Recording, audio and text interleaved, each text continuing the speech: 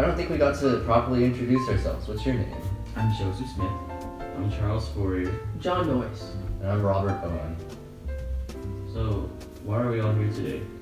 I think we're here to talk about our past lives. Even though we're all dead, we could benefit from making some new acquaintances in afterlife. Yeah, you're right. I'll go first then. I was born in 1771 in Wales. As a young child, I loved reading, and I was especially fond of books on religious controversies. Later, I purchased the new Lanark Mills in Lanarkshire, fixing the living conditions, education, and sanitation of the town from the former proprietor. The effects of the market revolution really hit hard on these people. To help their children, in 1816, I opened the first infant school in Great Britain to give early education. I also had a vision of villages of unity and cooperation. Children would be raised by the community, and a public kitchen and meals would be available to all of the inhabitants of the village. Work and enjoyment would be shared collectively in a self-contained area with the most modern machinery. To carry out my plan, I bought 30,000 acres of land in Indiana in 1825 and named it New Harmony. New Harmony became known for its first free library, a civic drama club, and public school system open to both men and women. Some other utopian communities included the Shakers and the Amana colonies. The Shakers, who splintered from the Quakers, was founded by women such as Mother Ann Lee. They followed communalism, gender equality, and simple living styles, influenced by the changes to gender roles and work caused by the market revolution. In addition, the Amana colonies were 7 villages in Iowa. They were built and settled in 1855 by German Pietists, who were persecuted by the German state government and Lutheran Church. What about you, Mr. Smith? I was born on December 23rd, 1805.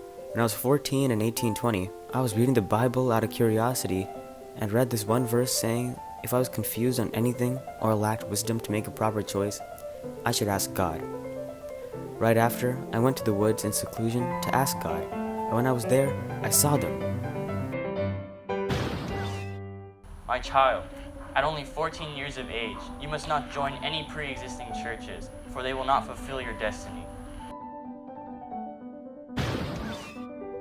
You must forge your own path. From there on out, my life was a true adventure.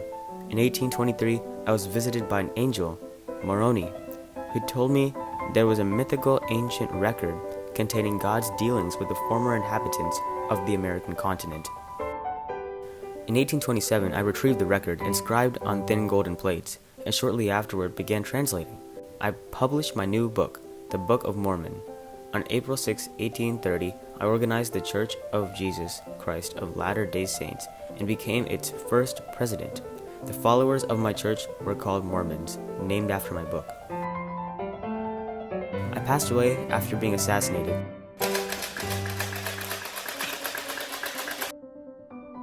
But my successor was none other than Brigham Young, who became the second president of the Church of Jesus Christ of Latter-day Saints from 1847 until his death in 1877. He famously founded Salt Lake City and served as the first governor of the Utah Territory. He began to call it New Zion, or in other words, it was our entire Mormon community in Salt Lake City, Utah. Alright, now it's your turn, Mr. Fourier. I wonder what I have to share.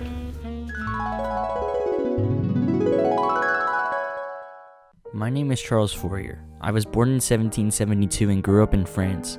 Throughout my life, I've seen a huge unbalance in society, and it's really been getting on my nerves lately.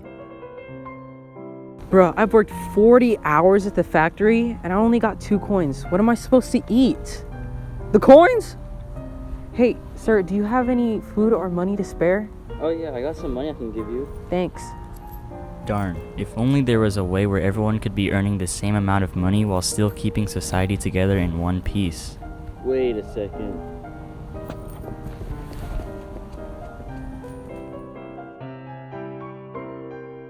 My belief was that if society was able to fully cooperate instead of compete, we would advance much further in productivity. I thought the only way to integrate this into society was to create a new kind of community, which I called phalanxes.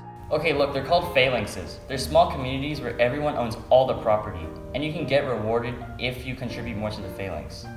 Each member will get assigned a specific job where they can help keep the phalanx functioning. Why do we need another system? Isn't capitalism enough? Look, all I'm saying is that we need another system to replace capitalism, where everyone can be treated equally and still reap the benefits from working hard. I think I'll call this system voyeurism. Really? Although I never got to see my vision implemented into society, one man named Albert Brisbane saw my work and made my philosophy famous through his book, Social Destiny of Man, in 1840. He also tried to create communities in America that followed voyeurism, but they didn't work out so well. Wow, pretty big ego you have to name a whole philosophy after yourself. A bunch of people already did it in the past anyways. It's your turn now, Mr. Noise.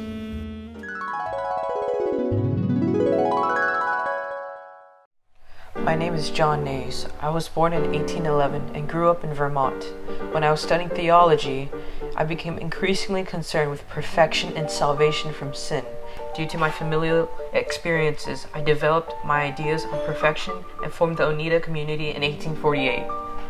The Oneida community followers settled in communal homes. The Utopian philosophy of the community firstly focused on an individual's relationship to God, and the second focus was sexual morality. Because we all lived in a communal home, and the children were raised by the community and not by a family. Furthermore, I believed that it was possible to be perfectly free of sin, which caused me to believe that I should follow whatever God wanted and not what the law said. However, in 1879, I was almost arrested for rape and fled to Ontario.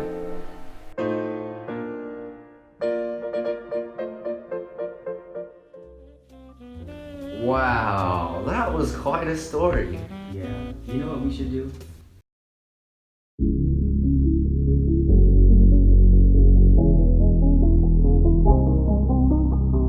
Robert Owen, Joseph Smith, Charles Fourier, John Noyes. All of these utopian communities. New Harmony, Indiana. New Zion in Salt Lake City. Oneida in New York. The song's about to get litty. We held democratic beliefs make communities of individuals. Yearn for a perfect society with our own practice and rituals. Wanted to try our theories in real life experiments based on our personal and lifetime experience. Starting with Robert Owen, he promoted socialistic communities, started a new place, New Harmony, had lots of opportunities. Known for its public schools, public drama, and public libraries, we ran a textile business and had several factories. My philosophy was that men should be raised right from the start. So children in my hood were raised with morals at heart. If children have good education, they'll become really good men. So they'll be smart and civilized like my homie Franklin Ben. Moving on to Joseph Smith, he started Mormonism, split from the other churches like it was the Great Schism, had a godly vision and translated some gold plates, formed the Church of Jesus Christ of Latter-day Saints. Got killed but created a legacy with a new president under me, got Brigham Young to lead, forming a new reality, to lead the Mormons away from the persecution of polygamy, settling in New Zion near the Great Salt Lake City. We held democratic beliefs make communities of individuals, yearned for a perfect society with our own practice and rituals, wanted to try our theories in real life experiments based on our personal and lifetime experience. Next up is Charles Fourier. I'm a thoughtful man from France. When I walked about the streets, I saw poor men doing a dance. They were begging for money when I had a revelation. Why can't we split our wealth evenly throughout our great nation? So I wrote about phalanxes, which are small communities where everyone works together and gets rewarded for their duties. Men and women both contribute and have equality to do their parts. Yes, my philosophy directly influenced Mr. Karl Marx. Lastly but not least is me, John Noyes. I really like to read about religions as a boy. I had a wife and wanted kids, but she had 4 miscarriages. And I developed my own philosophies off my experiences. Founded the Oneida community, the best of its kind. Created complex marriages, which was really my blow your mind.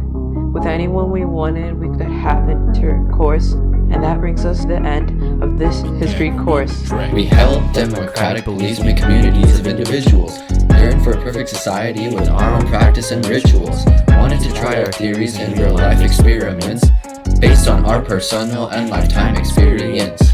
We held democratic beliefs make communities of individuals, yearned for a perfect society with our own practice and rituals, wanted to try our theories in real life experiments, based on our personal and lifetime experience.